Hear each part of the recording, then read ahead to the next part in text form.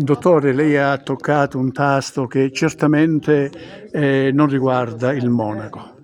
Cioè il discorso che può toccare sarebbero stati degli infiltrati, cioè quella porta che si apre e fa entrare il ladrone e fa entrare anche la persona onesta, voglio dire. Certo, Il esattamente. ladrone si salva e la persona onesta finisce all'inferno. Ecco, lei deve chiarire in modo più specifico che Amarni ha avuto degli abbati, dei monaci, dei manuensi che hanno in Assolutamente sostanza sì. dato un'impronta e una continuazione, diciamo, di quella che è la fedeltà a Cristo, la sua parola e non di meno, diciamo, la presenza anche dello Spirito Certo. Santo. Prego, prego. Infatti voglio proprio difendere senza ombra di dubbio, anche diciamo a spada tratta, la bella figura dell'abate, uno dei pochissimi monaci che ha veramente lavorato con il cuore e ha veramente lavorato seguendo proprio il Vangelo di Cristo in povertà di vita, sull'esempio anche di San Francesco di Assisi